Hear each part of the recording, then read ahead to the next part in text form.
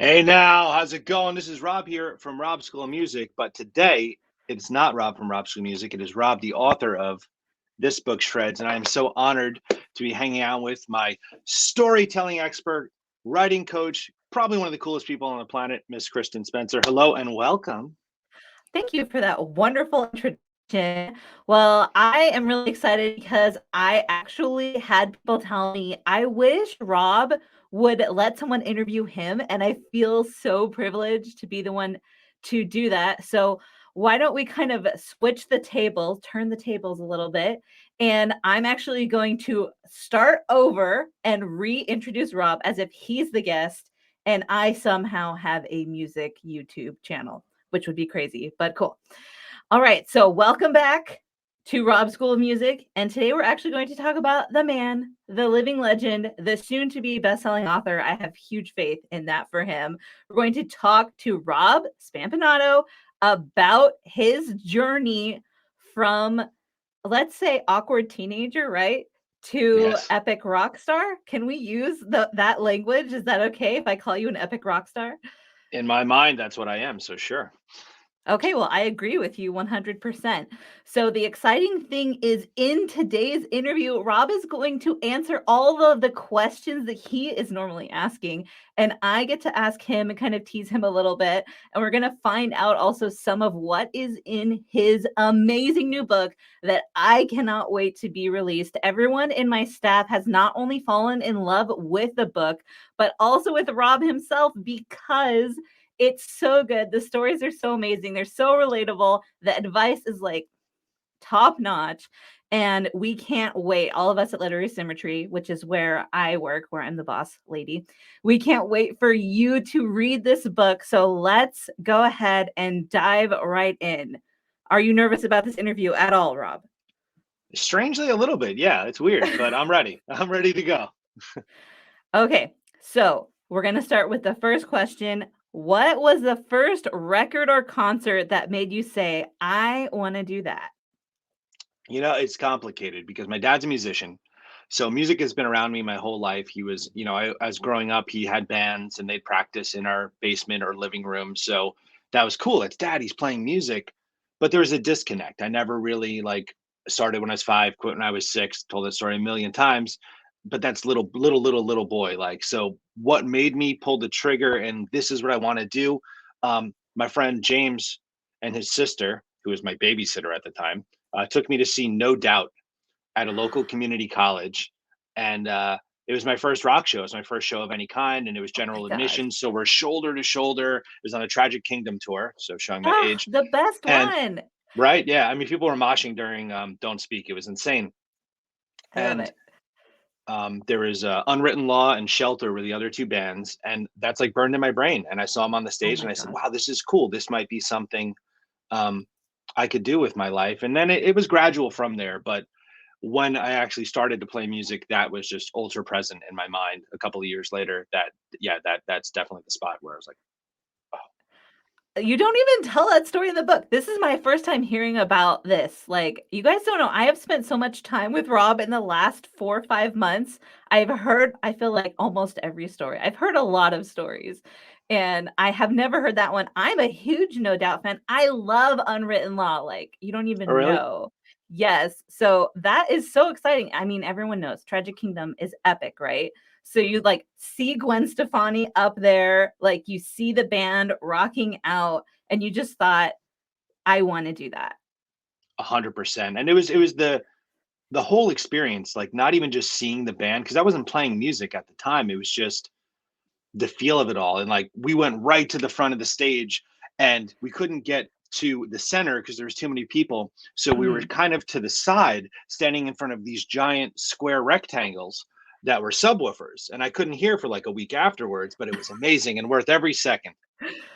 Yeah, that's so awesome. Okay. Well, that if you want more cool Rob stories, you should definitely buy his book. And I'm going to say that a bunch just so you know because that's how much I believe in this book.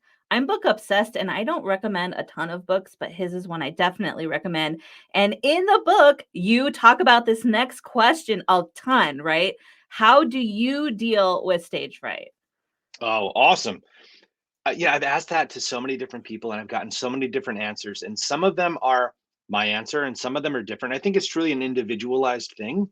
But for me, it's preparation. I go into every situation, and this has to do with just real life.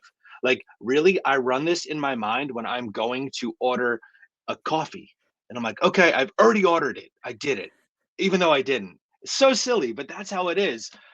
Um, I'm prepared for it. So if I have a gig coming up, I'm going to make sure that I know all the material as best I can. I'm properly rehearsed, and as you know, the curtain comes up in my mind, that's going to go over in a second. So why stress about it? If you did the work, you're ready. And I think that's life, right? Which is everything. People go crazy before they take the big algebra test, but if you didn't study, it's not going to matter. Why worry? You can't change it. Yeah, that's so true, and I hate algebra so much. I'm Uh, not so a math person. so music is math, right? I failed math. I was in summer school 2 times because of math. It doesn't even make any sense. Yeah, but music is like I feel like it transcends that because it's a mathematical language, right? And you talk about that in the book as well, how music can not only transcend, like, genres, but it transcends culture because it's a magical mathematical language. Absolutely. Okay. Okay, we're gonna talk about personas too, which ties into the stage fright, but I feel like we'll get into that a little bit more later with Yeah. some of the other questions. So how did you get into this business?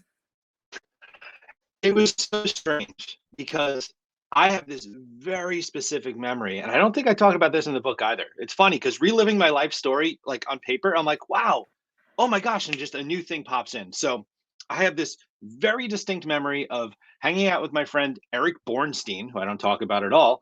And No? Eric, Eric, he had an older brother who played guitar, and Eric gave me like my first like rock cassette tapes, and his Ooh. brother played guitar, and we were in his room, and you're not supposed to be in like older brothers rooms, but we are in his room looking at his guitar and looking at all his bootleg concert tapes and things.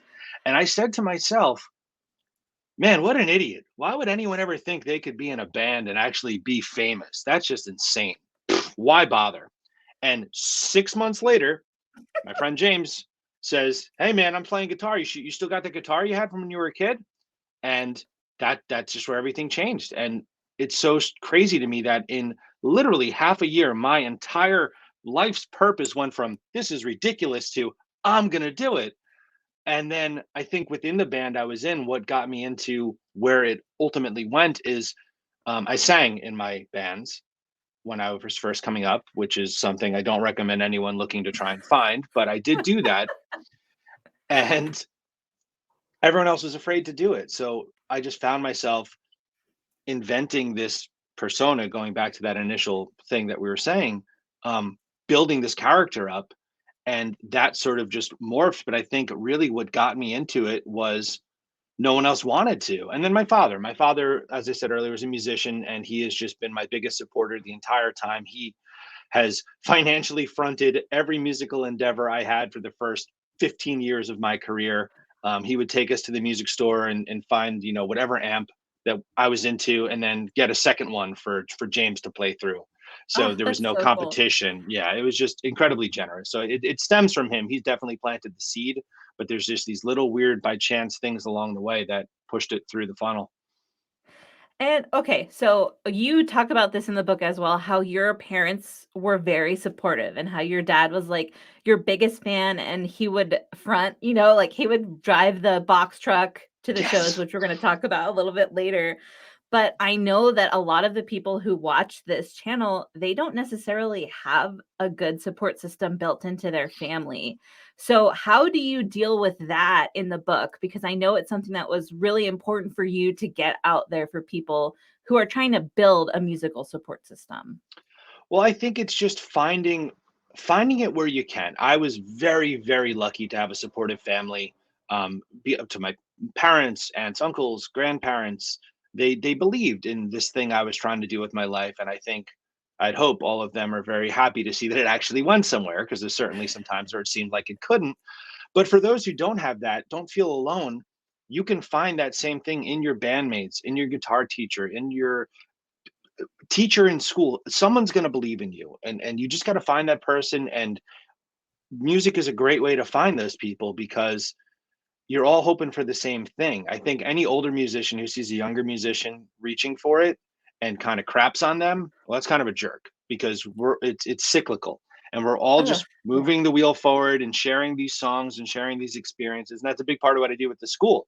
Every day I get to show every week a young person Metallica or Jimi Hendrix or John Bonham, whatever their instrument is, and just seeing every time their life changed. They changed. And then to be the person to be like, and you can do that too.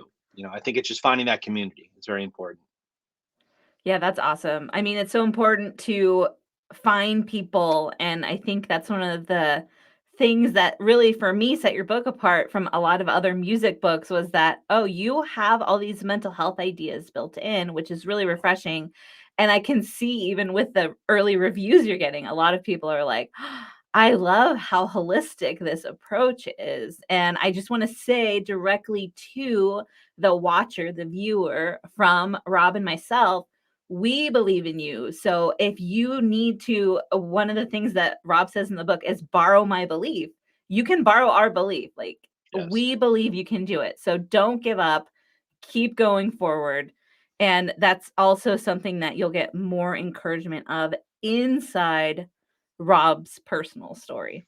And I love so much that you said that part because that's one of my favorite lines within there. And that's my YouTube channel, my school, me in real life. Like I believe so much in the potential of other people. I always get made fun of. I say I'm passionate about passion. If someone's passionate about something, I'm all in. And that's probably the biggest thing I want this to achieve in other people is this 167 pages is telling you you can. We believe you can. Do it. Just do it. Play music today. You got it. 100%. And actually, this brings up a fun point for me. So, my staff was working on Rob's book. We have editors and formatters, and we're all working on it and reading it. And all of us picked up our guitars, except for our formatter. She doesn't play music actively, but she was very interested in the story. But, the editor, she had quit guitar lessons and she picked up your book, and as she was working through it, she like started doing 2 a week and she bought a new guitar, and now I'm looking at new guitars to buy. And our intern was like, I got my guitar out for the first time in 10 years. So if you just need like a little pep talk, if you need that the morality boost, then this story is so relatable on so many levels. And I just love that even, like we're technically your employees, right? We're working with you, but you're still inspiring everyone to push themselves and to re-embrace that magic that you Awesome. can get from music. It's everything. That's mission accomplished. Okay, so how do you get the gig and learn all the songs? Practice. I have seen, it's my circumstances musically. Most of my bands were my own bands. And then Mhm. in the second half of my musical career, it's been playing with other people. And any gig I've ever gotten, any audition, I had this one particular gig I did, and I was auditioning, and I learned all the songs I had to learn. They gave me this giant, like 200 song set list, and said learn a few. I learned the whole first set, which Oh was my like goodness. 17 songs or something like that, That's a 18 songs. I can't lot. remember. It was, but I wanted to show them, especially because this was a different genre for me. I was coming out of rocker metal guy. Like I literally 2 weeks prior got back from a tour playing with this band Diecast, which plays like Killswitch Engage kind of that kind of metal, Yeah. screaming with melodic vocals, and that was like a Northeast tour. So that was like their home space. So it was killer. And then 2 weeks later, I'm learning Lady Gaga and uh, disco music and all kinds of, and I That's showed up awesome. to, it was incredible. And I showed up to the audition and the driveway was like an incline like that. And I was like, Oh all right, no. well, I drove here. Time to go home. But I didn't. I carried all my road cases up this giant steep driveway. Oh Inside, my I'm gosh. soaking wet. I look like a maniac, just huffing and puffing and sweating through my clothes. Um, but I knew all the songs. And I knew as I was getting there that no matter what adversity I was going to face, I was there early. So even to carry all my stuff up the giant, absurd, unpaved driveway, I still got in the door and had all my stuff set up 10 minutes before I was supposed to be there, even with all that extra stuff built in. I knew the material. I was friendly. I was humble. I was sincere. And I was just constantly aware of this is a cool situation to be in. There's no ego. There's no arrogance. There's no cockiness. It doesn't matter where I was 2 years ago. Here I'm Yeah. in someone's living room auditioning to play pop songs. Doesn't matter. Playing music is the gift. Who cares what the song is? And to me, that was a huge part of and that happened along the way. That happened when I was playing. How would we audition to play? We played a bunch of clubs in LA. We had to send videotape submissions. Okay, well, we put them in the folder and the press kit, and we made sure everything was professional looking. And I just think that preparation and punctuality and just awareness of the situation is a huge part of getting any gig really in life. Well, okay. I want to point this out because this is something that I know people who watch your show always think, and I've heard people say this, is that Rob is really good at like getting all the little humble nuggets and like gratitude nuggets out of these crazy amazing musicians. And when he interviews them, it's different than when other people interview them. I echo that 100%. But I think what you just said is such a key to that is you approach everything with this attitude of gratitude. I hate to I rhyme love like that. that, but No, yes, you're singing to me, rapping. Let's go. and Attitude of like gratitude. the humility, right?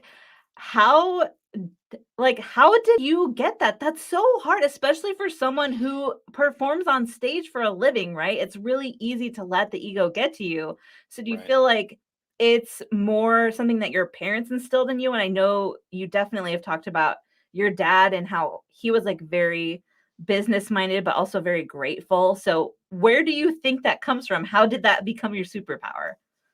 I think it's a combination of all those things. I think it's my upbringing. I think I'm proud to say I had a good family life, supportive parents who were worked hard to put food on the table and long hours and but still were present for every karate tournament and for every family birthday party. So I think that awareness of it's presence really. I think it's just presence. I wake up every day and I'm excited to come do my job because it's so incredibly lucky to be able to do this and that is never lost on me. Now, there was a small blip on my radar when I was probably 18, 19, where my band was on a strong upward trajectory and I was starting to get a little full of myself. And I got humbled pretty quickly and I learned from that. It's funny because friends that I've had a long time, I'll often reference old Rob versus new Rob. Yeah. And, I'm like, well, in 2000, 2002 Rob, he was kind of an S and they laugh. But it's funny because I'll bring that guy up like he's a total stranger. I'm like, don't make me bring out 2002 Rob, let's go. And then say something I would have said with that headspace. But it's just maturity and awareness. And I just think the presence, honestly, like it's never lost on me. I got to sit here in this chair and on literally on my birthday last year, interview Steve Vai, who is like Ugh, the guy, one yeah. of the top, and he talked to me like we were friends. It was so beautiful and cool. So I think just awareness and presence. That's so awesome. Okay. So now we get to this is also in the book, right? You've put so many nuggets in the book, but what is your practice regimen? All right. So growing up, I was a crappy practicer. My guitar teacher I still have my binder from 1997, 98, 99 when I was taking I love that. lessons. Yeah. Um, and I've showed it actually to I'm still friends with my teacher and he's like, wow, I still do those lessons. Awesome. Like it works. Right. But I didn't care back then. I didn't care at all. My focus was writing my music and hanging out with my friends and girls and just rock star idiocy. But I didn't progress. I was frozen in time for a long time. Yeah. And then I went to college for music and I was like, whoa, jazz guitar. What's a seventh chord? I don't know what that is. Wow, Oh, that's yeah. embarrassing. Well, there's a bass clef too. Oh, I don't know what that means either. Things like that. So for me, whenever I grab my guitar at any point during the day, and this is like for me specifically, but then you can connect it to others. Yeah. Anytime I grab my guitar, I sit at my chair, I turn around, I grab the guitar. I look at the clock, I say, all right, I got 5 minutes I can play. I'm going to take a third of that time and run something that's really hard. And then noodle around and have fun the other half. Anytime you're playing your instrument, you're bonding with it, you're getting more familiar, you're learning something, you're learning where your hands go, you're learning how to track left hand to right hand. But it's my philosophy is one third of every time you touch your instrument Recreationally. Obviously, while you're performing, it's a different story. But Right, right. recreationally, one third of the time should always be focused on something complex. And then I get a pushback from students. Well, I don't have a lot of time. Okay, that's fine. If we have a half hour lesson each week, I want you to guarantee to yourself and to myself, you're going to put in at least 2 hours of practice time between your half hour lessons and put it on your calendar. I don't care if it's 15 minutes here, 10 minutes Yeah. there, whatever it is, 2 hours really working on it. And out of those 2 hours, one third of that time has to be on complex new things, hard things. And that's how you move forward. It's really true. And if you follow that in 1 year, you're going to progress what someone who's just having a good time would take 3 years to do. Yeah, you say that in the book, and I was, I've just been thinking about it since we worked on that part, and even when we were editing it, and I was like, this is not like, you know, uh, my background. I was also in music. I did drum and bugle corps, and I was in drumline, and Rob and I geeked out over band the first time that we talked. But I was like in the mosh pit instead of on stage. Right. Which is actually true. I have been trampled in mosh pits before. But like it's one of those things where I never learned that approach to practicing, even though I was around musical people all the time and I come from a musical family. And it just like opened my eyes in such an intense way where I was like, oh, and like you were saying, even if someone doesn't have a ton of time, it's like, okay, what's one of that time? Whatever time you Right. have, you can actually put this in practice. And I love that. That also slides into our next question perfectly, which is what made you want to start a music school? So we just heard about your college and your like music awakening, right? When you're like, I need to learn this stuff. But how did you get from that to where you are now, helping students be able to do what you can do? It's interesting, honest, because it really wasn't going to happen. So I had like taught people along the way, like if I'm home from a tour or just, random students through Skype, which is so Yeah. strange to even say Skype now because Zoom has just crushed them. Poor But that's what Skype. it was. You meet someone in Arizona and then you stay in contact in MySpace or whatever. And then, hey, you want some lessons. But the actual music school, I was approached by another individual who was running the music program at a local music store, and he asked me to teach on Friday and Saturday mornings. And at the time, I was gigging Thursday, Friday, Saturday evenings, and like Sunday lunchtime matinee sort of stuff. So I was like, okay, Okay. well, this is dead time for me. Mhm. Monday and Tuesday are technically my weekend days, so why don't I just fill out some more of those my 5 work days? But I was hesitant. I almost said no because like I don't know how to. I haven't taught piano. I haven't taught drums. I can play them, but I haven't taught them. And Right. he's like, "I just do it, whatever." And he kind of just shoved me into it because he just didn't want to deal with having to hire someone else. And I did it. I did it for a couple of months, and I got a phone call the day after Valentine's Day. So I'd only been there for 2 months, and I thought I was in trouble because I lost a student. And he says, "I'd like to sell you the business. I don't want to do this anymore." And there's a lot more to that story, which I'll leave out, but I did it, and I basically bought the roster of students that were existing. I think it was like 70 students or so at the time, and it Oh, was that's a very lot. oh yeah, but it was very You risky never told me because that. oh yeah, but this is they all could have quit. They all could have quit. A lot of them were on their way to college or just Yeah. older, and everything was different. And I kept most of them, which was awesome. And since then, a lot of them have aged out of the program, but I was able to keep it going. And then a Yeah. year into that happening at the music store that I was teaching out of, they told me they were closing that location. And that was devastating because that was a pretty sweetheart deal. I had the lesson rooms to use, no overhead. It was Right. perfect. I was still figuring everything out. And that is when it could have been. That first year, I don't really think of that as Rob's School of Music because it was so many parameters and other things where it was going. Yeah. And I found out that on a Monday morning, and I freaked out. And then I called a real estate agent friend of mine, and she said, "I think there's a spot in town you should check out." I went to the spot. I checked it out. The landlord was very dismissive because I was in a tank top, I think, and Well, not just that, right? Like, you describe it in the book as, like, you had your whole you were rock starred yeah, out, right? And you're like, yeah, "Hey, I wanna rent this for a legitimate business." yeah. Yeah, I mean, just covered in tattoos and just, still tears in my eyes probably because I was so banged up in the car. So I just looked like a maniac. And yeah, and then I got into this space. James, actually, my friend James, he's by trade a mechanic. What's he do? He does Mechanical drawing, engineer? mechanical. Yeah, no, but not engineer. He Oh, does like drawing. Like technical artist? I'm not sure. He makes he James, leave a he comment and tell us so we don't have to yeah, guess yeah. anymore. Yeah, he drew out the architectural plans of what this Oh, ultimately became, which that's is so so cool. special because like the dude who made me learn to play music again, like literally helped me design the floor plan, which is insane, and like in a professional, legitimate way.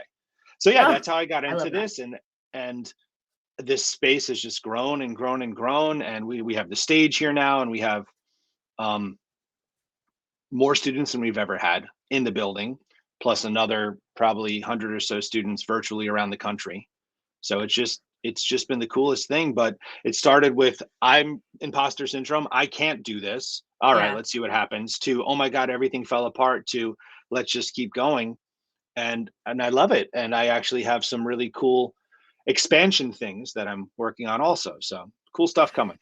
Yay. I mean, I think so I kind of always think like what was the other person imagining, and I can't imagine that that person was just gonna be like, "Everyone, Rob is your teacher now," unless he saw something in you, right? Like, you wouldn't just abandon your students even if you're tired, but he kind of pushed you into it, and I know you see this all the time because you own a music school, which is so cool, by the way.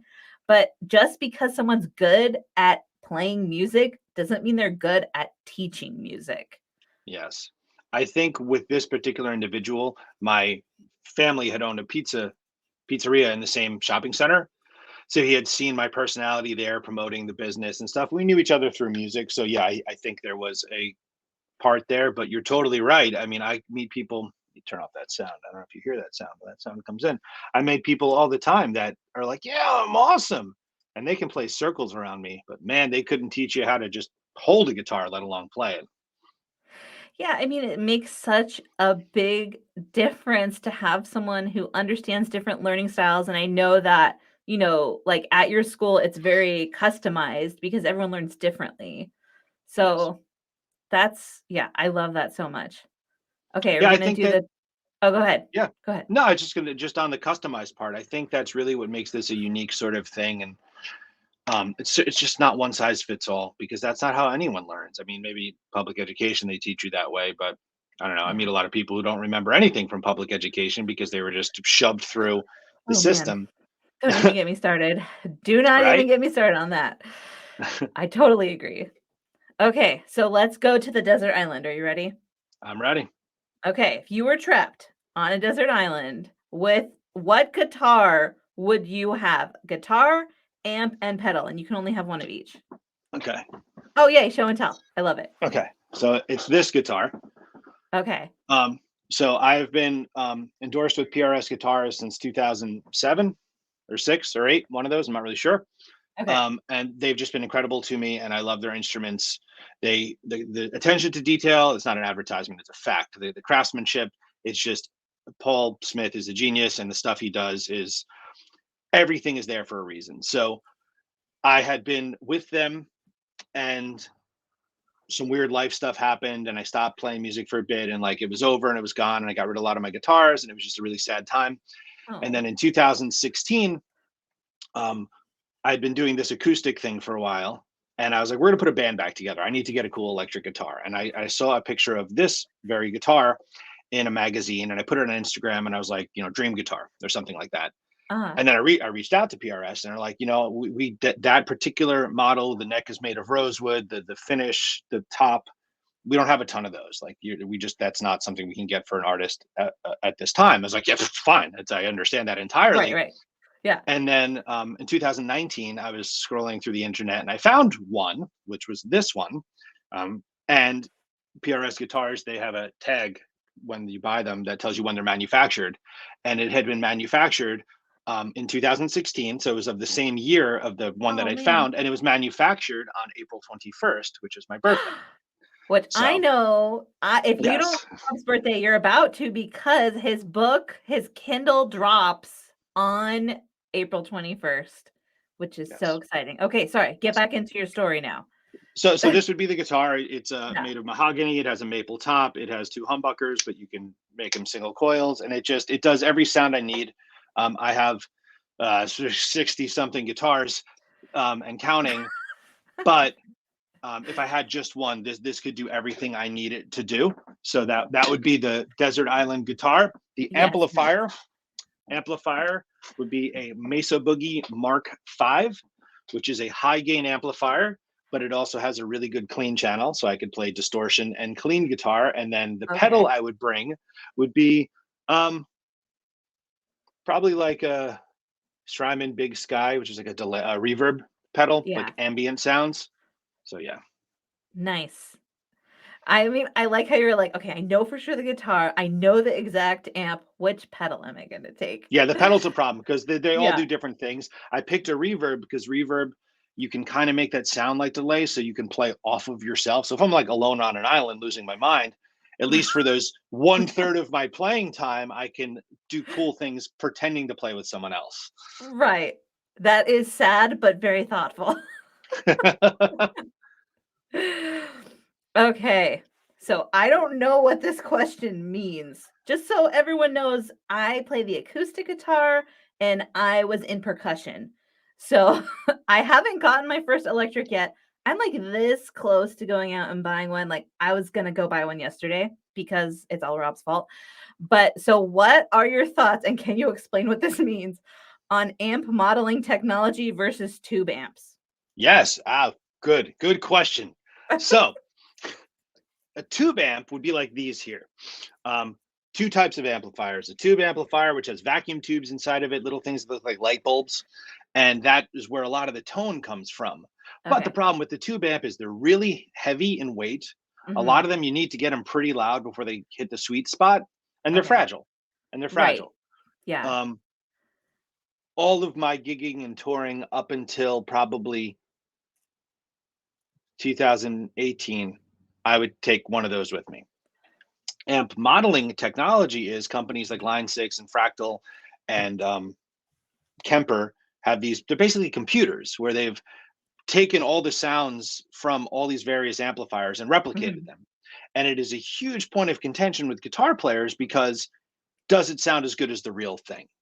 You know, it's if you're going to show up to a session, and I've had like some of the pros I've talked to, and they're like, if you don't bring a tube amp in, everyone's going to just dismiss you immediately. Versus other professionals saying like, no, I just bring my Axe effects with me, and it does everything I need. So Yeah. my answer to that question is both. My answer to Ok questions about all gear is both because I use these to play and have fun. But I am a fan of Fractal Audio. Their Axe Effects series of modelers are, you can't tell the difference. I have one sitting in front of me that I use for all my digital content, and I actually use one in my teaching room also. So both. okay, I like that. Why not, right? Why not Yeah, use both? You're not right. on a desert island anymore, so you don't That's have to right. pick. But you know what? I've had people answer the desert island question by saying they would bring a fractal with them, and that's like cheating because it does everything. Oh, that's true. I mean, ugh, yeah. You're like, "I don't have to pick one, so I say both, but if I had to pick one, doesn't that make sense, right?" Like, Yeah, yeah. just a girl who doesn't play electric guitar speaking. Okay. Yet. So let's get a little bit more into your day to day. And I know that this is a huge thing for you because we talked about it so much when we were planning your book, right? Like, what is a day in the life? And do you have any specific daily routines, health and well practices, etc.? Yes, yes, awesome. So before, I'm going to give you two choices because pre the thing that happened the last couple of years, Yeah, yeah. I it hear was a you. little different. It was a little Yeah. different. So the last couple of years, I wake up in the morning, I gulp down a bunch of water, I Hmm. go for a walk or a run. There's beautiful lakes and nature where I live. During the warmer months, we've started bicycle riding. I bought some really nice bicycles for myself and my girlfriend. So we'll So go on fun. this awesome trail. And then before everything, I would go to a gym. I loved going to the gym, and I haven't been Yeah. going to the gym, and I see it on myself in this reflection. But hey, life is life. Um, but fitness is a huge part of everything. I think health is Mm, wealth. So I'll throw mm. out some cliche rhymes too. Yeah, And join my club. that's it. But they're true and they stick in your brain for a reason. And I think if Right. you're not together physically, you're not together mentally. And if you're not together mentally, you're not together physically. They kind of connect to each other. So some sort of physical activity in the sun, especially in the warmer months, that'll last longer. I come into the school between 10 and 11, bang out all of the emails, um, play guitar for a bit. Then I have lunch in the afternoon. I try and take care of any digital content I need to put out. If there's any Yeah. videos I need to film, I usually try and put that specifically after I've eaten, but before I have to go into teaching mode.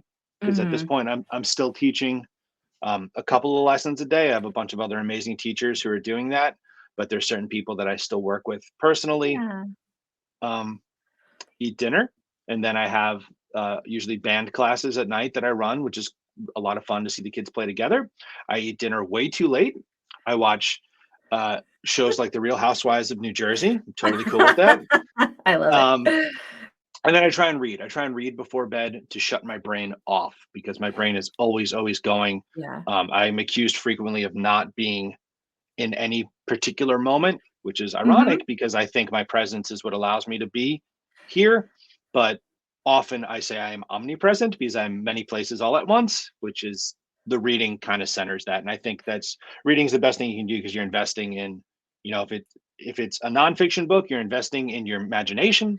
And if Yes. it's, or I'm sorry, if it's a fiction book, and if it's a nonfiction book, you're investing Right. in either it's growth either way. Actual So skills. Right. Yeah, for yeah, nonfiction, yeah, real life stuff. yeah, yep, Yeah, and obviously that's how Rob and I met because we're both obsessed with storytelling, and yes. I just like, for me, that was a huge part. Do you wanna talk about being a vegan at all? Yeah, I was just about to get there. So, I Yeah. don't eat meat. I don't eat meat. I haven't eaten meat, with the exception of. Oh, let me preface it the proper way. So, I have not had cow, pig, chicken, turkey, bison. Oh, bison's so Um, good, though. yeah, well, Sorry, when I was super into the fitness, we were doing a lot of bison. burgers like that, and it was just Yeah. killer. But no, so I hit a bird with my car when I was picking my son up from uh, Oh, preschool when he was 4, and now he's 10, so quite some time ago. And the bird yeah. died in my girlfriend's hands, and a tear came out of his face. And I said, "That's it. Oh. I'm done." Oh my So I've not, gosh. yeah, brutal. So I haven't touched any of that stuff since 6 years, I guess, we're coming up on. Okay. I will have milk occasionally in my coffee, but seldomly, usually almond milk. If I have ice cream, yeah, I'm gonna cheat. If I have pizza, I'm gonna cheat. Sorry. Yeah, Um, mozzarella. Man, Yeah, so I mean, good. I'm Italian. I mean, every time my dad's like, "We're making sauce," I'm like, "I know that, but please just don't put meat." Why? Well, come on, you know why? You're like, you can still put all the seasonings. The meat Yeah, is not a exactly. seasoning. Yeah. Um, but yeah, I mean, I feel like I feel good from it. I don't miss any of that, and I think Yeah. I've met a lot of musicians who attribute their longevity and health to a similar diet. But to me, I'm not preachy about it. I'm sorry if any of that sounded preachy. Do It did you? not. You know, No, it it's didn't. uh, if I'm on the checkout line and someone's order, they got bacon in front of me, I go in my mind, that's gonna taste good, but I don't want to taste it. That's how it is. Right. Yeah, and I feel like, that's kind of your approach to life in general, wouldn't you say? Like, if you Yes. don't know Rob, I'll just tell you, he's one of the easiest going people ever. Like, and when he's not easygoing, it's because he really cares so much about something. So, like, it's just really cool probably for everyone to get to know you a little bit better this way. And I haven't heard you talk a lot about, why you eat the way you do on the show before, and I know that's something that people are probably curious about. And so thank you for sharing it with everyone. Yeah. Awesome. Okay. So, pretend I don't know anything about music, which, as we've already established, I know way less about music than Rob. I'm just starting out. What would you tell me? What advice would you give to someone who's just starting? Does it matter the instrument? I don't know. When you ask people, do you ask them for their specific instrument? I do, because it changes a little bit depending on the instrument. It does, but the Okay. overarching the overarching sentiment is keep going. Keep Right. going, keep going, keep going. It's a journey. None of this is easy. If anyone could just pick up an instrument and shred immediately, well, then everyone would Yeah. do it. It's very Oh, for sure. specialized. And for a guitarist, I say, it's 3 months. It's going to take 3 months before this thing clicks. And it's going to Yeah. suck for a bit in the middle there, but it's okay. It's going to suck Right. together. Oh, that sounded bad. It's going to be bad It's a together. community experience, right? Where everyone's learning. Yes. And you're going through the same stuff everyone else has gone through. You are not Yeah. alone in the things you're dealing with. And I will specifically say to people, because I have a couple people who they just fly through everything. Everything's clicking. Everything's awesome. And I'm like, that's great. I'm excited. I'm screaming. I'm a maniac. Like, oh my God, I can't believe you got that. You're the best. But something's going to be hard for you. And when it is, Yes. don't freak Yeah. out because it's going to Mhm. happen. I promise you it's going to happen. And sometimes, like, I'll throw extra hard stuff at them, trying to get it to happen just so they can have that real, oh, wait, oh, this isn't as easy because none of it's easy. But the secret is No. keep going. Trust in your teacher, trust in the people around you. Having a good teacher is really, really important. And I'm not saying that because I am a teacher. There have been many times where I have Mhm. had students here who are not good for our culture. We just don't align. And I literally will provide them with the name of someone else elsewhere that I Yeah. know through gigs or something separate from this business that's a better fit for you. Yeah, I definitely agree with that. We had something happen last night at my house, and this is super embarrassing for me, and I'm gonna make you share something embarrassing after this. Cool. But so I entered a science fiction competition and I totally failed. Like they were like, "No, this is not a fit for us." I just found out yesterday and Aw. I was like, I read it in front of my kids. I was like, "Oh, I failed." And I realized I don't fail enough in front of my kids. Like that's a weird thing to think about, but I was like, "Well, I tried." And then my kids started listing off all the things they failed at recently. And I was like, "Oh my gosh, I just gave them permission to talk about all this by literally failing and being sad in front of them." And it wasn't like, "Oh, my writing career is over," right? No, I'm still gonna write science fiction. I can't help myself. But it was one of those moments where I was like, "Okay, they saw me fail. So how do you help your students know that it's okay to fail?" Like, do you ever tell them embarrassing stories or just share with them things that didn't work out? Every day of my life, and I love it. I tell this story where I tell it in the books. I'll tell it here. I was playing at the Stone Pony, which is awesome spot in Asbury Mhm, Park, New Jersey. Springsteen, Bon Jovi. I mean, it's just a institution, an mhm. institution. And I was playing there with one of my bands, and I did my best David Lee Roth jump off the drum riser air split thing. And this was long enough ago where I was thinner, so it was easier. Like I nailed the air split. Like I actually I have a picture I'm going to send you of me doing it at a different venue to show I actually can do it, Yes, I or wanna see could it. do it. Yeah. I wanna see Um, it for sure. and I'm rocking, and it was cool, and I nailed it. And there's people in the front, and it's killer. And I started to feel like this draft. I was like, oh, maybe like a door's open or something. I'm not sure. And it turned out I had split my pants, and this was like a time where super skinny jeans were cool. So I was buying like Okay. jeans Like, from when like you would shrink them onto yourself, do you remember that? When you would, I would like buy them. I would buy them from the girls section. I'd go to H&M and I would buy the female flared out bell bottom jeans. So they were like Robert Plant, like that Yeah, yeah. look. Yeah. Um, Not quite as majestic, but that look. Okay. So normally with those type, I wouldn't wear underwear because like you'd see I wear boxer briefs. Oh, here's some TMI, and you could see like the on my thigh like riding You up, and would you'd see see like the the ridge. Yeah, right, this you was can't have any before panty. Spanx, everybody, just so you That's know. right, exactly, and you can't show the lines. Yeah. So thank God that day I did. I had on like a lot like this color green underwear, and the hole got bigger and bigger. And then in watching footage back, it had occurred in the second song. So it was like that for a Oh. really long time. But I laugh. I laugh. I didn't like run off the Yeah. stage screaming and crying. And I tell that story to my kids. My first gig, I don't think I say this in the book. So my very first gig at a venue was at a venue called Obsessions in Randolph, New Jersey. And Okay. our bass player quit the show 3 days prior because he got an opportunity to play in his other band opening up for Guster, which was a big band at the, I guess. Okay. Yeah. Alright. Sucks So for we're you like, guys, though. absolutely. And in that moment, this gig was everything to us. Like this was, we Oh. told all of our families, everyone was coming. We had to sell tickets, pay to play, the whole stupid thing. And my guitar teacher filled in for us, Ryan. He played with us, and Ryan was a touring musician. He played in an international Pink Floyd tribute band. So this guy was playing Ooh, in Amsterdam and Red Rocks and like big things. And here he is in this yeah. rinky dink club. And I broke a string on the first or second song. Oh, no. And I didn't have a backup guitar. Oh, And no. I was mortified because Oh now my I god. had to figure out how to play, without with my teacher right there, probably going, look at this schmuck. He can't even figure out how to like, it was just everything went wrong. But hey, it's part of the story. It's all part of the story. That's like failure is part of success. I, I fail hundreds of times every week. I was just talking to someone else about this, but no one hears about it because why? It's just you just keep pushing forward. Yeah. It's all you can do. If you stop, you only truly fail when you stop. I mean Yeah, and that. I think that's why I was, like, so, like, "Oh my gosh," like, my kids don't see me fail a ton. I'm always like, "Failure is the best teacher," which I 100% believe because failure has kicked my butt. Like, it has taught me so many different things, but it's just like if so for anyone who's watching and you're like, "Rob never fails." He just admitted he fails a ton. I fail a ton.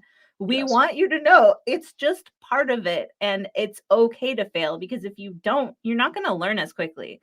And And yeah, go you know ahead. what also? Like I think it's important to reference because I always tell failure in these comical situations. Yeah. All my failures are definitely not comical. There's been Yeah. huge financial failures. I had to restart my entire life um, in 2012 because of some personal changes.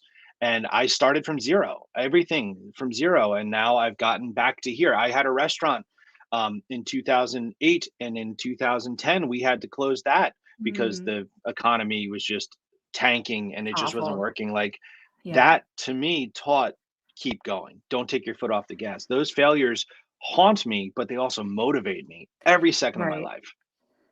And that's one of the things that I just really love about you in general is you're like, "Okay, this thing was just awful and crappy, and I'm gonna say that's what it was, but I'm not going to let it stop me." And I feel like that has contributed a lot to the success you had. I mean, I know you've already talked about this, and I don't wanna talk about it a ton, but when I'm talking about you to my friends and stuff, they're always like, who is this guy? I'm like, he's the first one to move music lessons to digital, like when everything was still happening in real time, like when the pandemic started. Do you feel like all of those things were kind of leading up to you being flexible enough to do that? I wish I had a legitimate answer to that because I question it all the time. I look back at that time, like we literally found out someone had died in our town, Mm, and yeah, there was rumors. Oh, did he have it? Is it it? And yeah. we found out that one of my police officer friends gave me the inside tip. Yes, it was. And this was on a Saturday. And I said, whoa, this doesn't feel right. Let's figure what we can do. And I just sat at my kitchen table and I'm on the internet and saying, what are my options? And I put a video on Instagram and I said, this is what we're going to do. We're going virtual. You're going to get a video. It's going to be okay just for 2 weeks. Remember, 2 weeks. And um, I look back at that video because I used that video as a marketing thing for when we came back to in person. I'm like, look how composed I am. How am Yeah. I so composed? Like, Yeah, I that's my question literally, too.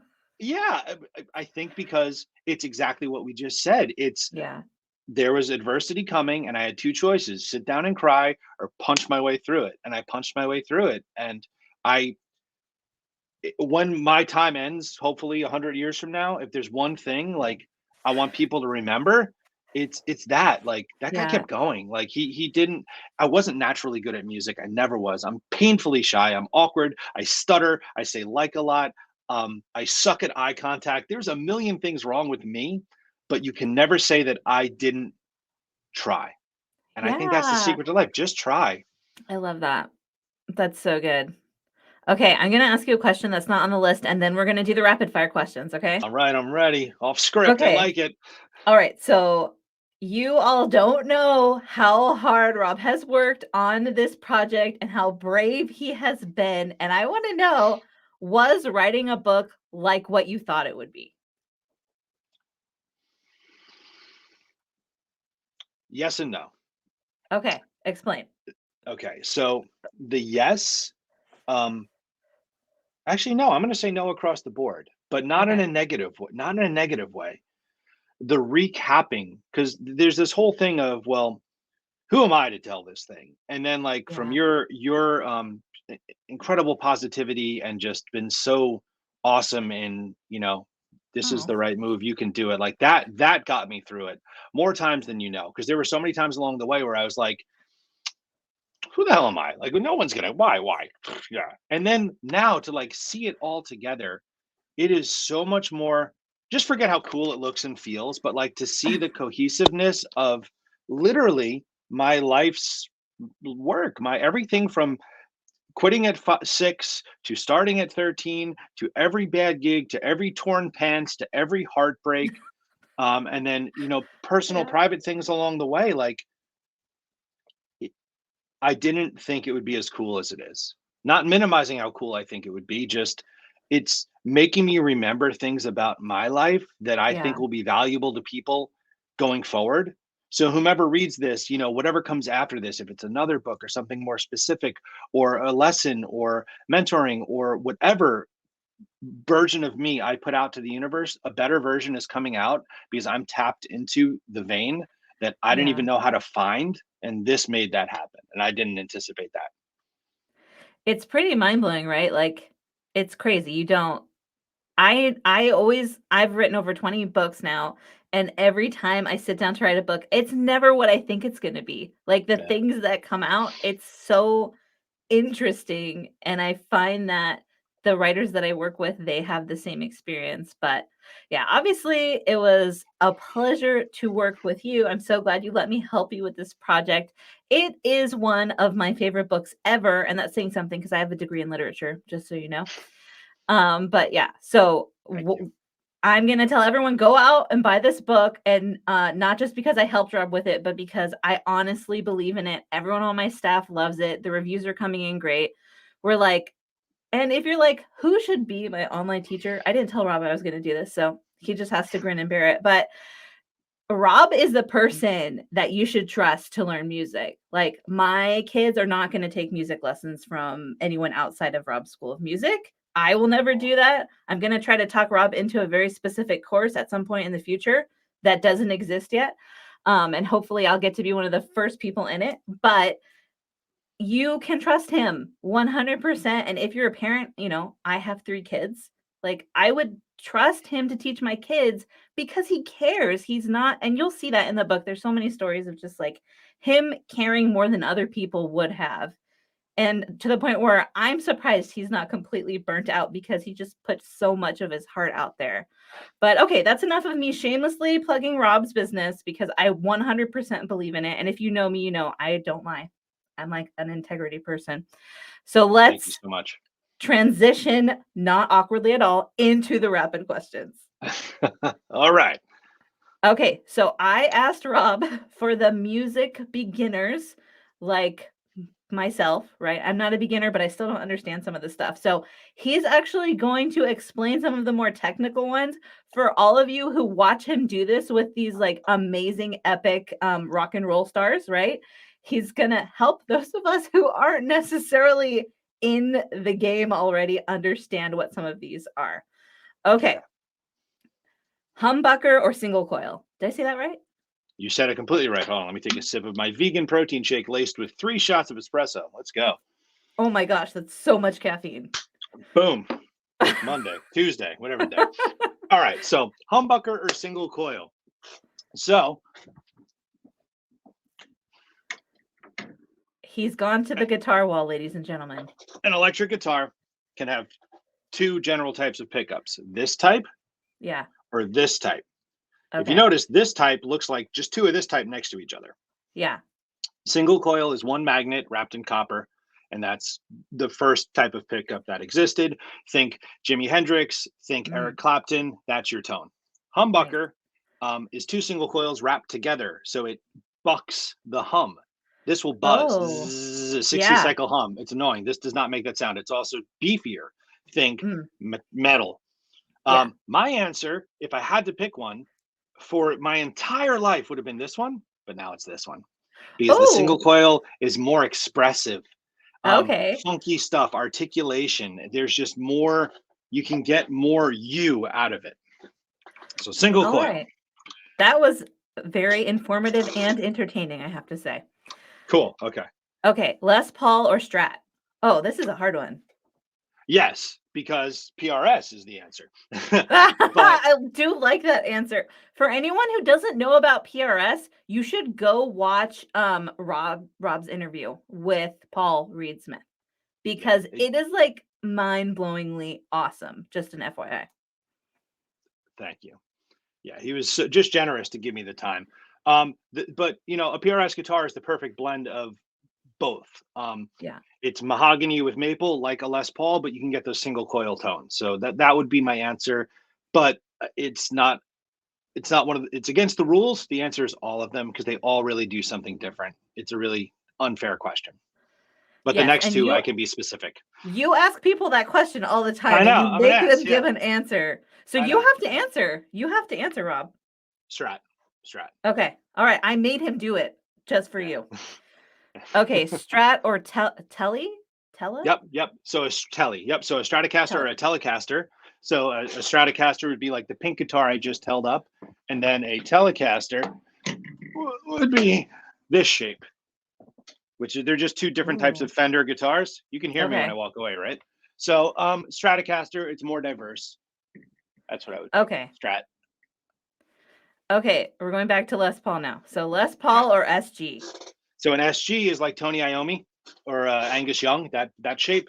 Yeah. Les Paul, it's a thicker piece of mahogany, so it's a beefier tone. Although I recently bought an SG and I kind of love it. So Okay, but you can't pick both because that's cheating. yeah, no, So, Les okay. Paul, All Strat right. and Les Paul. It's just meat and potatoes, All peas right. and carrots. Yeah. Peas. No peas. I'll eat any other of your vegan food, but no peas. I got scarred in England for sure. Okay.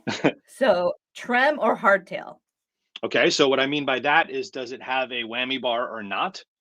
Um, do the whammy bar. You can do cool Yeah. Eddie Van Halen stuff. Yeah, Yeah, it's just good to have, right? Like, you don't yeah. have to use You it, don't but have you to use can it use it. exactly. Eggs. We just said the same thing. Yes. Yes. See? We're on the same page. Yeah. Almost. I'm learning things as well. Me too. So, 22 or 24 frets? Okay, so that just basically means how many frets there are on the neck. Yeah. A standard guitar would, a modern guitar would have 22. Older guitars have 21, which I don't like. 24, when it has 24 frets, the pickups are set back a little bit further into the body. So Uh-huh. 22 is enough for me. You feel like that's good. You don't wanna mess with any of the other stuff.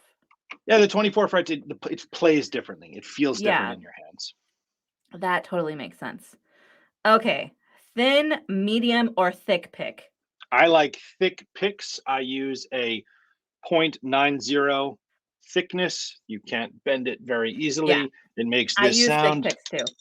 Yeah, Well, thin I ones are play dumb, acoustic, so but even better. But see that for me, like my main gig for 5 years straight did 1,000 acoustic gigs, literally. So you need yeah. that thicker pick to grab the strings. Yeah, Yes. So nice. Okay. Nines or tens? I prefer 10 gauge strings. It just has to do with the thickness of the strings. And 10 gauge strings, you like the way they sound better? I played 11s for many years, so it'd be Okay. 11 through a 52. The low E would be a 52, the high E would be an 11. But I tuned down to E flat, so it felt Okay. sort of spongy in my hands, but they were thicker strings. So now when I play tens tuned to standard, it still sort of has the same play. If I play nines, I break them. They feel like doll hair. It's just Yeah. too thin. Okay. So, would you recommend though nines for someone who's just learning, or you just be like, go tens? If you're learning and your fingers are bothering you, I'd start with the nines. They ship most guitars with nines. That's kind of Yeah. the standard. But I mean, I've been at points in my career, I've had custom mixed gauges where it's like light top, heavy bottom, just Ooh. madness. That sounds awesome though. Okay, P bass or jazz bass? Jazz bass. Yeah, I agree. Not that it matters, but Yes. explain your answer. Explain yourself. I like the way it looks aesthetically. I have them in the other room. I'm sorry, I can't bring, but jazz bass, Jacko, stores, like with just that's a flea. That's what they're using. It Okay. has a thinner Yeah. by the nut. This part of the neck is thinner, so I just like Mhm. the way that feels in my hands better. I can slap and do cooler stuff. P bass is good. I have both, but jazz bass. If I was on a gig or a session, you'd see me with the jazz. Okay.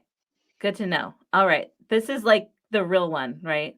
Maple or rosewood fretboard? Oh, that's so mean to ask that to people. So, You do um, it every I time. know, You have I to know. answer. So, the PRS guitars, everything that they have up until very recently is always rosewood or Rosewood, ebony. yeah. Yeah. Yeah. On a Strat, I prefer maple because the body, the tone of the wood, I Yeah. think it sounds good. It's snappier. Um, Okay. Someone was just talking about this. I forget who. Uh, Oh, it was John Mayer. John Mayer was saying, wouldn't it be Oh, cool if they made a guitar that was rosewood up to like the 12th fret and then maple on the other side? So you could have the chunky for the rhythm, but then the snap for the, which I don't even know if that would work, but what an I don't idea if it know. did. But you know who could figure it out is PRS 100%. Right. Who John Mayer is endorsed by. So Right, right. It's convenient, maybe. right? Yeah. Like Yeah. they're the ones who like I'm telling you, you have to go watch Rob's interview, but they like figured out that like twisted wood because of weather is actually like makes this crazy guitar. I mean, this whole I'm ruining it. I'm bastardizing it. Sorry. But go watch the interview because I was like my brain was full in an awesome way. Yeah. He's incredible. Okay.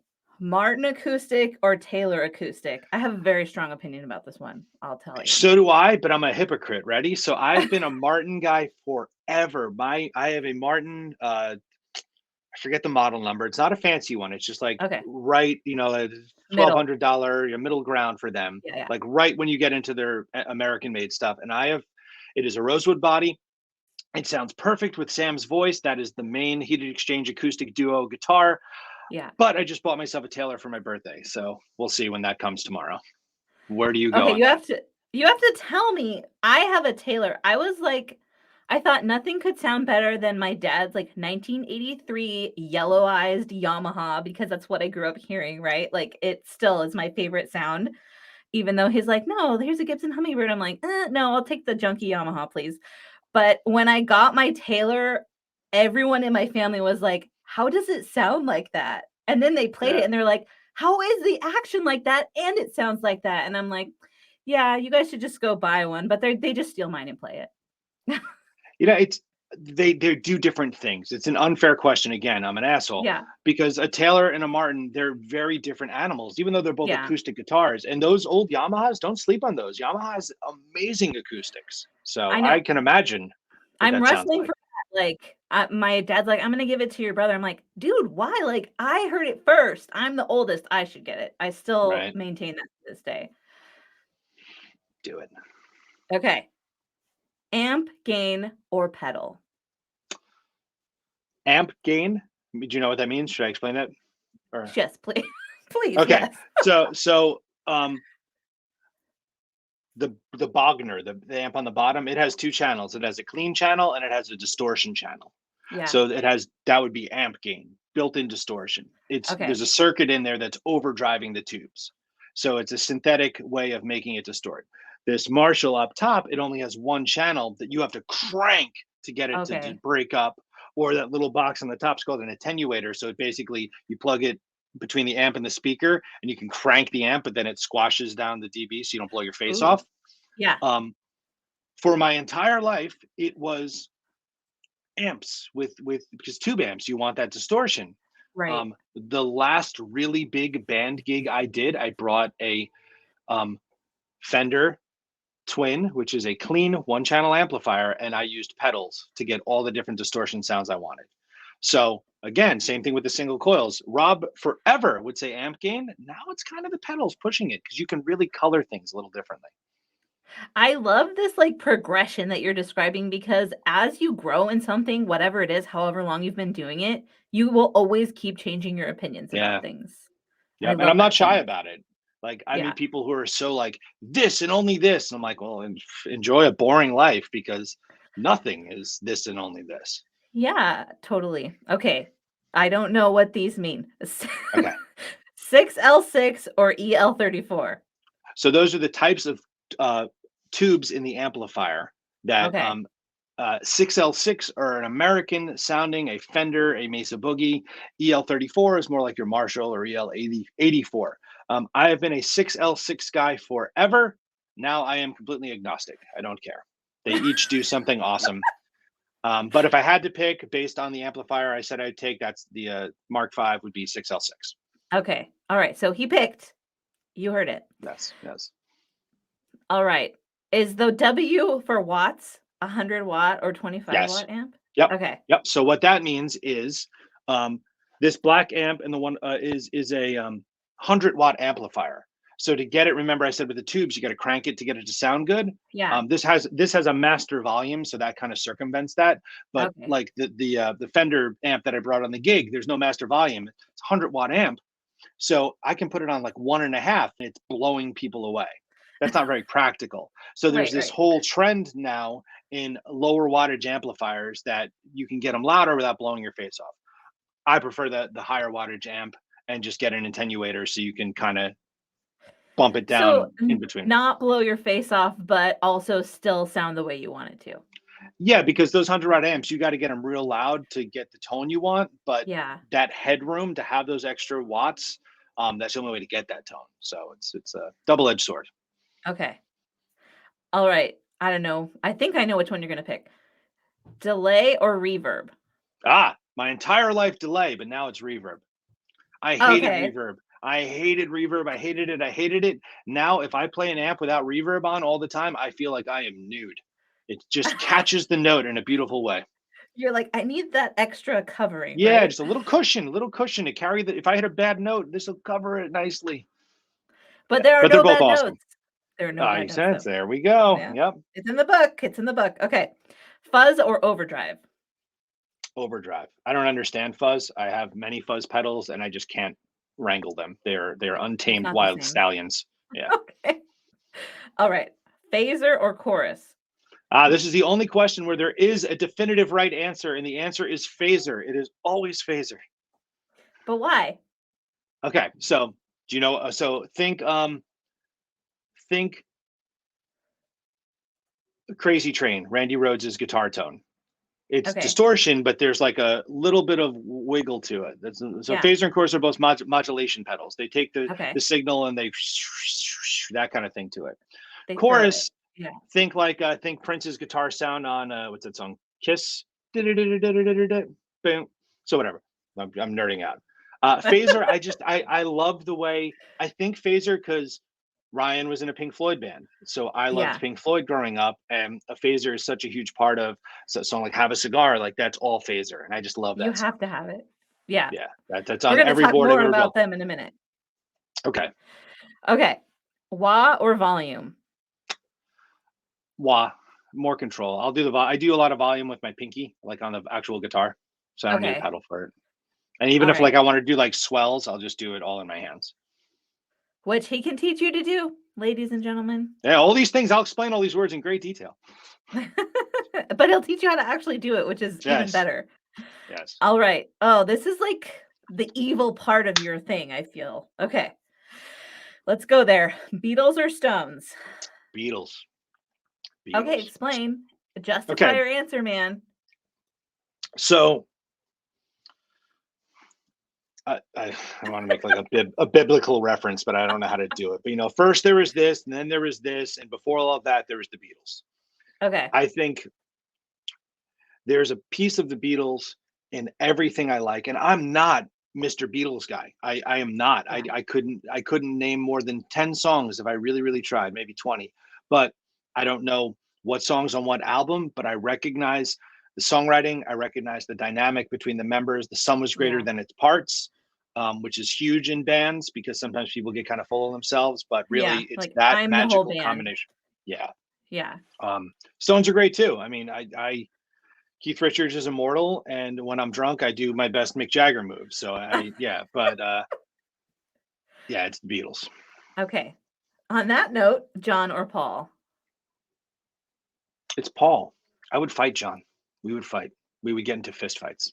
I think a lot of people would fight with John. Yeah. And not very many people would fight with Paul. So I No, can see I can Yep. see why you would say that for sure. Is there something you like distinctly about Paul's sound or his style that you like more than John's or No, because I love a bunch of John songs. I mean, yeah. there was a summer where I listened to The Walrus hundreds of times. It was like a girl I was dating, and that was our song, and like I loved it, and I still love it. Yeah. Um, but I just think it may be longevity too, which is unfair because obviously John's not here. I think had he Right. continued, maybe things would have changed. But Paul, just how he's this He elder kept going. statesman, yeah. But ultimately, I think it's just on personality. Like just from what I've Okay. read and seen of John, I just feel like he was an instigator, and I'm like Mister. Hey, let's all be friends, and I don't. That doesn't work. But also together, obviously it's fire, right? Oh, completely. Yeah. Yeah. Nothing will has been or will ever be what that writing duo was.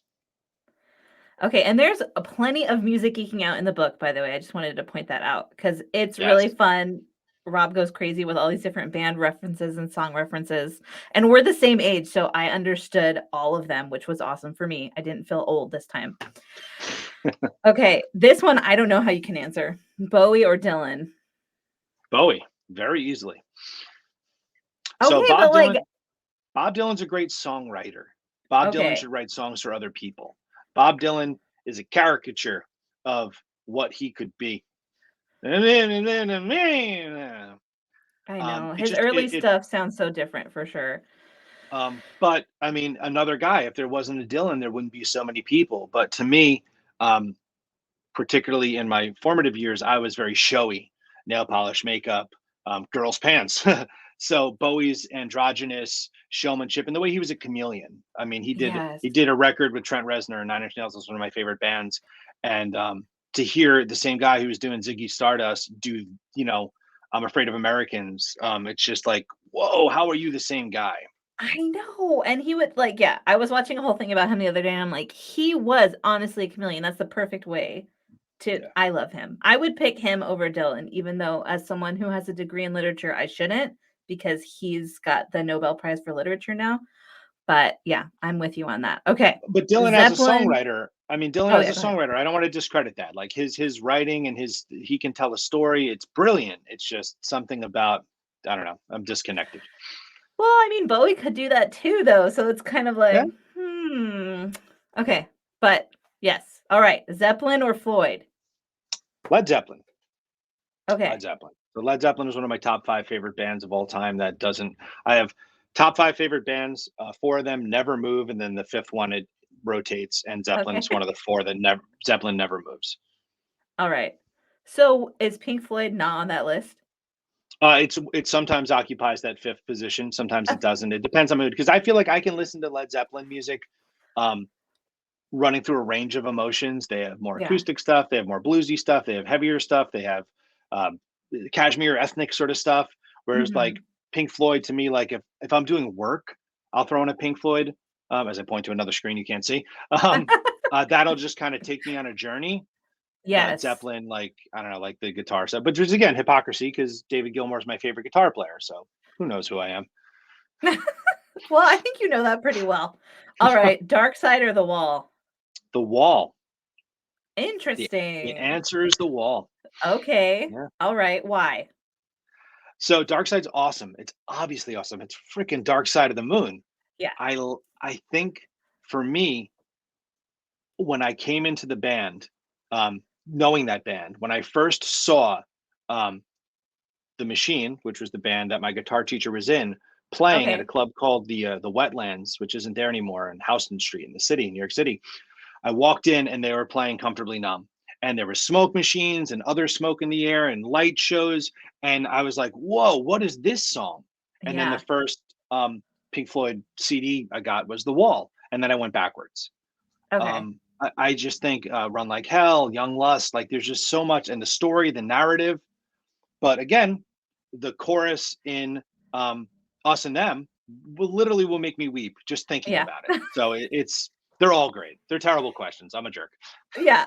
But see, now you're living that thing that you created. So I admire Yeah, that about you. You're just taking it. I love it. yeah. Okay, I already know the answer to this question, but Pearl Jam or Nirvana? Pearl Jam. It's always going to Yeah. be Pearl Jam. But I just recently got on this Nirvana kick, and apparently Nirvana is pretty good too, but it's not Pearl Jam. It's a different thing. Dude, have you seen the new Batman yet? Yes. Oh my God. The best Right? placement in history. I was just like I was, like, nerding out so hard, and my kids next to me couldn't understand why I was, like, so into Batman. Batman was my first superhero, by the way, Michael Keaton and Adam Of West course. Yeah. simultaneously. But I was just Simultaneously. like, "This is amazing," and my oldest daughter, she does listen to Nirvana, so she's like, "Mom," and I was like, "I know." I missed what was happening in those scenes when they had that song because I was so into just taking it all in. Like Yeah, I literally blacked out from the movie and I was just experiencing it. And as a guitar teacher, so when Kurt recorded that song, it was just a one take, him just strumming and playing. It's a funny magic. tuning on the guitar. So I have Yeah. kids coming in wanting to learn how to play it. I call everyone kids at all age. I don't mean it in a demeaning way. Every student He is a means kid. I'm a kid. students, that's all. Yeah, Yeah. yeah. I need to change that in my words. And I'm like, all right, well, we got to grab a different guitar to tune it. So I actually have a guitar sitting in my room to that tuning so they can just feel it and play it because it's really Oh my weird to gosh. tune. Yeah, but Yeah, totally. Yeah. that's epic. I love that so much. Okay, well, you survived. Congratulations, you Yes. did it. All right. Cool. All right, so we've been practicing this, right? You're not gonna be nervous, even though if you're nervous, it's okay. So tell everyone why did you write this book? Why should they read I'm just kidding. So the purpose, honestly, the purpose of this book is to tell people they can do something. And when I was first putting it together, I don't think that's what I thought it was going to be. I think, you really Yeah, brought that out earlier. But now it's just, keep saying to people, it's like 20% autobiography through fun stories, 30% music education in a really digestible way. But that 50%, it's all self help. You can do it. I believe in you. We believe in you. yeah, Let this be the thing that gives you the ability to say, I can play music. And even I think what's so special about it, it doesn't have to be music. Obviously, I want it to be music, but maybe it's I can go back to school to get a cooking mm, degree. Maybe it's yeah, I can learn how to use that you know, thing that I bought that is just sitting in the corner. You can do it. And I think music gave me that confidence, being really shy, awkward, and just my life could have gone so many different ways because of my not believing in myself and not having the yeah, ability to communicate properly. And I mhm. think this will do that for people. So I know that's probably an out there answer to that question, but I really think that's what I want it to do. I want people to know you can do it, and this is going to show you you can. All right, well, I am done, stealing Rob's show from him so that, he could answer these questions for the first time, but, I hope that you have gotten to know him a little bit better like I've gotten to know him, and you will wanna read this book. It is honestly awesome, and that's all I've got. I'll let you close out, Rob. Well, I just want to thank you so much for your time, and this has been a very cool experience for me and interesting to kind of hear. I didn't rehearse any of it. I was very natural. And I think that's exciting for me because it's this experience was the same thing as the book. It's me getting to know myself. And I think knowing how to answer these questions about everything I do every day just makes me a better person to help other people going forward. And that's the end of the day, helping people. And you helped me tremendously. So thank you for that. And Oh, we'll see you guys in the book, right? It's going to be awesome. We're going to shred. yes. See you there. All right. Bye.